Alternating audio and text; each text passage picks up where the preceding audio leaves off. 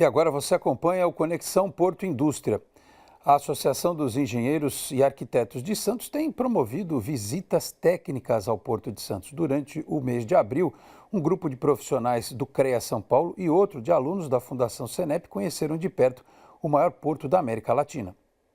A iniciativa faz parte da missão da Associação de Engenheiros e Arquitetos de Santos de levar conhecimento sobre as atividades no Complexo Santista a profissionais de outras regiões e também para quem vê no porto a oportunidade de uma carreira de trabalho. A associação historicamente promove essas visitas em locais de interesse aqui da nossa região e nós, na verdade, reativamos esse programa de visitas técnicas, que são visitas monitoradas por profissionais da engenharia e da arquitetura e urbanismo, organizadas para grupos, sejam de instituições de ensino, sejam de empresas, que tenham interesse em obras de infraestrutura, em equipamentos públicos e também em algumas áreas ambientais aqui da nossa região. O engenheiro Alexandre Eusébio, diretor de Ciência, Tecnologia e Inclusão da entidade, explica como foram as visitas no mês de abril. A primeira visita foi uma visita aqui até em parceria com a Fundação Senep. Nós recebemos um grupo de estudantes do programa Navega Jovem para fazer a visitação ao Porto de Santos. Então, nós oportunizamos essa experiência, para 50 alunos desse programa, que é um programa de capacitação em informática com vistas à empregabilidade no Porto de Santos. E a associação teve, então, a oportunidade de fazer essa visita para esse grupo de alunos, E a segunda visita foi uma visita técnica que foi realizada no Colégio de Entidades do CREA, do Estado de São Paulo, onde recebemos 220 profissionais da engenharia de todo o Estado, que além do congresso que foi realizado na Unisanto, teve a visita técnica. E essa visita técnica foi no Porto de Santos, uma vez que o Porto de Santos tem uma gama bem ampla da aplicação das engenharias no porto, então a oportunidade desses profissionais que são de pontos de cidades, de diferentes regiões do estado de São Paulo, tiveram a oportunidade de conhecer o porto em loco, fazer uma navegação no canal de acesso do Porto de Santos. Ainda segundo Alexandre, as visitas sempre terminam com os participantes tendo uma outra visão do Porto de Santos. Essa é uma das maiores razões que nos motivam a fazer essas visitas, porque as pessoas elas saem da visita justamente com esse depoimento, com essa sensação da grandiosidade do Porto de Santos, em especial os profissionais da engenharia, eles relatam assim, olha, não imaginava, primeiro que tinha tanta engenharia dentro do porto, são obras civis, são equipamentos hidráulicos, são equipamentos de automação, hoje a gente tem a tecnologia muito presente no Porto de Santos, e realmente esses profissionais não imaginavam a grandeza e até é importante falar a importância econômica do Porto de Santos para toda a região, para todo o Brasil. E o CREA São Paulo, com esse objetivo de proporcionar uma integração das engenharias e também um fortalecimento profissional, através da Associação de Engenheiros e Arquitetos de Santos, promoveu essa visita até para que os engenheiros tivessem uma dimensão das oportunidades de trabalho.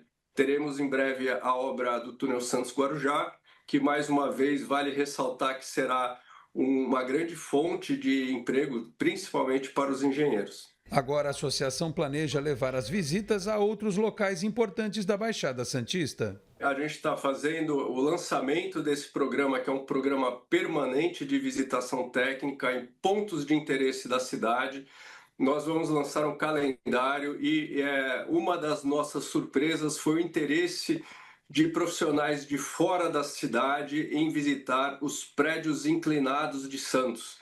Então a gente, por exemplo, vai organizar um grupo juntamente com os monitores aqui, profissionais associados da nossa associação, engenheiros e arquitetos que vão monitorar esses grupos com vistas a apresentar esses pontos de interesse. Então, Eu dei o exemplo, né, dos prédios inclinados, que já se tornaram uma atração na nossa cidade, entre outros pontos de interesse, né, obras de infraestrutura. Temos aí programada também uma visita à usina de Itatinga, ao polo industrial de Cubatão, né? E é importante dizer que nós estamos abertos a parcerias, chamando as entidades interessadas, sejam elas interessadas em até oferecer as suas instalações para uma visita institucional monitorada pelos engenheiros, ou até de organizar um grupo para que nós, né, façamos então a organização de uma visita técnica. E as exportações brasileiras de café registraram uma queda em março deste ano. Segundo o Secafé, que é o Conselho dos Exportadores de Café do Brasil, o volume exportado e a receita com as vendas externas recuaram em relação ao mesmo período de 2025. O resultado é explicado principalmente pela entre-safra e pelas incertezas do cenário internacional.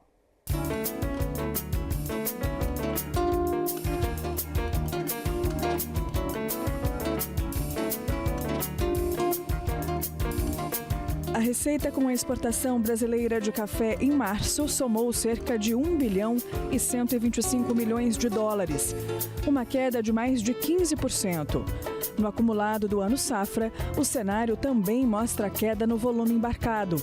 De acordo com especialistas do setor, o comportamento dos produtores tem influenciado diretamente nesse resultado. Muitos estão capitalizados e aguardam o melhor momento para negociar. O preço médio nesse primeiro trimestre foi de 398 dólares por saca. Aí sim, um valor 9,6% superior ao primeiro trimestre do ano passado. Olhando as variedades, as qualidades exportadas, os cafés verdes arábicas caíram 26%.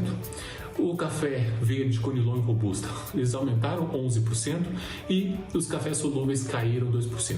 E é um cenário que é importante ser analisado, nós estamos no período de entre-safra. Somado a isso, o produtor brasileiro ele está mais capitalizado nos últimos anos e aquele café remanescente que ainda resta para ser comercializado da safra já colhida, ele opta pelo melhor momento de comercialização e com isso o Brasil perde market share no mercado global e perde participação nos principais blends das principais marcas globais. O período de entre-safra também pesa sobre o desempenho das exportações brasileiras. Além disso, problemas logísticos nos portos e tensões políticas têm dificultado o escoamento da produção. Ainda assim, no cenário internacional, países como a Alemanha e os Estados Unidos seguem entre os principais compradores, mesmo com redução nas aquisições. O café arábica continua liderando as exportações brasileiras, representando quase 80% do total embarcado. A Europa representou 57,2%, ou seja, concentra muito das vendas dos cafés brasileiros. Na sequência, nós temos a Ásia com 19,3%, a América do Norte com 14,9%, depois a América do Sul com 6,4%. Oceania e África, cada um com 0,9% de participação nas compras dos cafés brasileiros. Se a Europa foi 57,2%, a União Europeia representou 49,1% de todas as compras dos cafés do Brasil, mas caiu 8% comparado com o primeiro trimestre do ano passado. Nós temos todos os outros blocos econômicos com também representação, como os países que fazem parte do TPP, que representaram 12,5% das nossas compras. Nós temos o Oriente Médio, que representou 7,7% das compras, o Leste Europeu, que representou 5,1%, os países dos BRICS, que representaram 4,9%, e também os países árabes, que representaram 3,7% de todas as compras. O destaque é para os cafés diferenciados. Nós temos um indicador muito importante que são os cafés diferenciados, que são cafés com qualidade superior, selos e normas de sustentabilidade, de boas práticas. Nós exportamos de janeiro a março 1,62 milhões de sacas. Isso foi 19,1% do total que nós exportamos em volume e 21,7% em valor. Isso nos deu um ágio de 12%, a um preço médio do café de 451,6 dólares por saca. A expectativa agora é para a chegada da nova safra, que começa a entrar no mercado nas próximas semanas e pode ajudar a equilibrar a oferta.